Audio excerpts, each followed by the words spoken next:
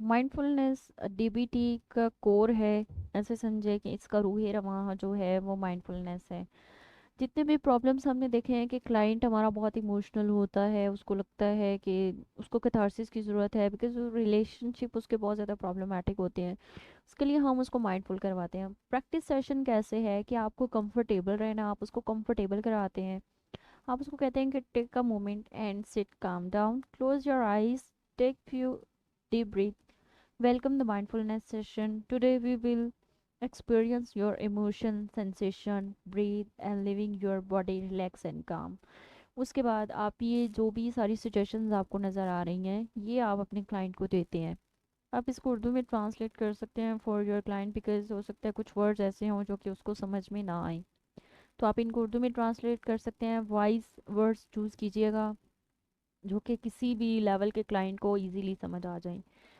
Mindfulness हम करवाते क्यों हैं? जो भी प्रॉब्लमेटिक थॉट्स होती हैं, इन सारे कॉन्सिक्वेंसेस एनवायरनमेंट को लेके जो बिहेवियर्स चल रहे होते हैं उसके प्रॉब्लमेटिक, उसको पता होता है कि हाँ, ये मेरा लेजिटिमेट राइट था लेकिन मुझे इस पर एक्सेप्टेंस वैलिडेशन नहीं मिली।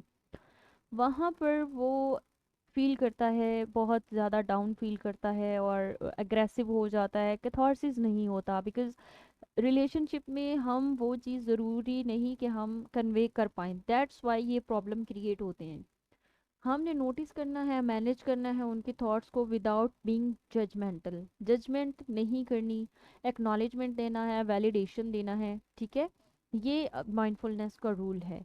तो जो भी इवेंट है, जो भी इमोशन है, सिचुएशन है, उसके रिगार्डिंग जो भी थॉट उनको आ रही है, आपने जजमेंटल हुए बगैर, हो सकता है कोई बहुत ही मामूली सी थॉट हो तो उसने उसको तंग किया हो, परेशान किया हो, वहाँ पे आपने उसको माइंडफुल करवानी है। आपने उसमें कहना है कि जजमेंट नहीं करना, प्रॉपरली पार्टिसिपेट करना है। ये ऑब्जर्वनेस और इसके स्किल्स हैं माइंडफुलनेस की, ठीक है। फर्स्ट पे वो डिस्क्राइब करता है कि फैक्ट्स क्या थे, कौन सी थॉट थी जो कि प्रॉब्लमेटिक थी। सेकंड पे वो उसको अपने माइंड में लेके आता है, एक ऐसी पीसफुल जगह पे बैठता है एनवायरनमेंट में, और उसके बाद वो वन बाय वन उस थॉट को अपने माइंड में लेके आता है। अब इस सारी डिस्क्रिप्शन को देख के आपको समझ आ जाएगी कि किस तरह से आप उसको कहते हैं कि जो भी थॉट आपके माइंड में आ रही है, आप किस तरह से रिलैक्सेशन टेक्निक भी इसके साथ यूज़ करते हैं थ्रू ब्रीदिंग।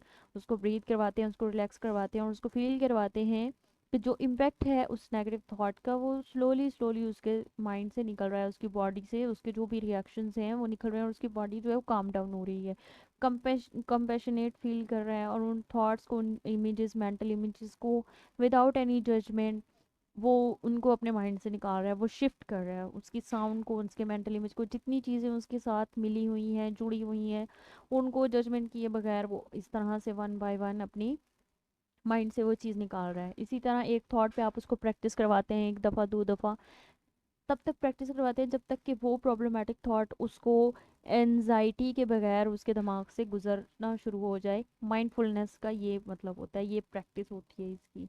तो इसी तरह से उनका रिएक्शन टुवर्ड्स रिलेशनशिप, वो पैसिव अगर होते हैं तो डेफिनेटली वो थोड़ा असर्टिव होना सीख लेते हैं। उनकी tone, body language, emotion, words, जो भी चीज़ें होती हैं वो काफ़ी प्रॉपर होना शुरू हो जाती हैं बिकॉज जब उन्हें वो माइंडफुल अटेंशन मिलती है अपनी फ्रूटफुल थॉट को लेके, बजाय इसके कि वो किसी भी एक ऐसी थॉट पर बैठे रहें कि फलां ने मेरे साथ ये कर दिया, उसको मेरे साथ ये करना चाहिए था लेकिन उसने मेरी बात नहीं मानी, एंगर इश्यूज आ गए, इंटरपर्सनल वैल्यू उसको लग रहा था कि मेरी डाउन हो गई है, ठीक है। तो वहाँ पे रिस्क असेसमेंट और रिस्क की जो चीज़ें होती हैं वो बहुत ज़्यादा बढ़ जाती हैं बिकॉज मोस्टली हम ये चीज़ें जो हैं वो ऑब्जर्व कर रहे होते हैं कि शायद सिचुएशनल ट्रिगर इस तरह के थे और वहीं से वो चीज़ें आगे बढ़ती बढ़ती टॉक्सिक रिलेशनशिप की तरफ गई। तो सेटिस्फाइड आपने किस तरह से करना है, ओवर थिंकिंग से बचाना है अपने क्लाइंट को, ठीक है। कि ओवर थिंक नहीं करना, क्योंकि जब वो ओवर थिंक करता है तो वहीं से वो चीज़ें ख़राब होना शुरू हो जाती हैं। आप उसे कहें कि आप माइंडफुलनेस को अपनी लाइफ का पार्ट बनाएं, इवन कि एज अ साइकोलॉजिस्ट आप भी माइंडफुलनेस कर सकते हैं अपने लिए।